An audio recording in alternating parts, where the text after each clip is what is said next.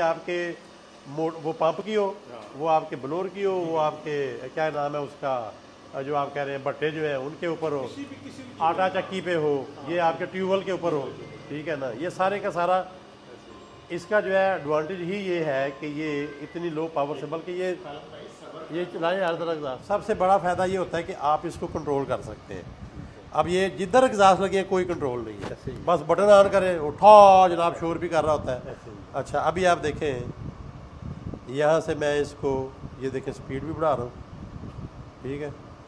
अच्छा अब ये BLDC जब इस तरह से फ्लो में चल रहा होता है ना, तो वो उसका करंट बहुत कम हो जाता है और इनिशियल टॉर्क जो है वो समझ लो बिल्कुल आराम से चलता है।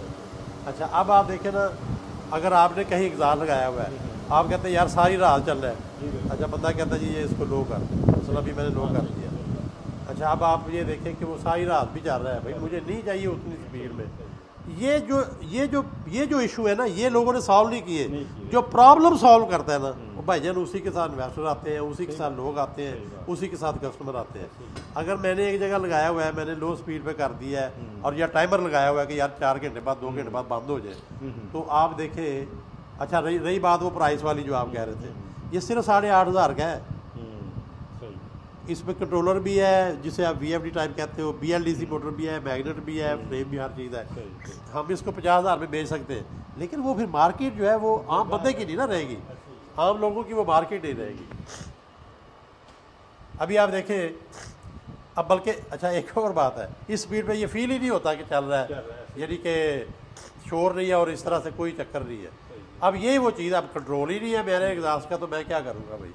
अब अगर लेट से ये कहीं भी लगा हुआ है और इतने में 24 घंटे भी चल रहा है।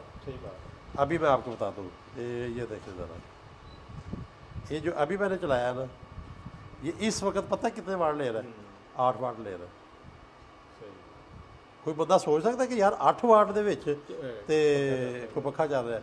अब दूसरा फैन आप चला नहीं सकते 8 में, भाई ये फ़र्क है। हाँ जी।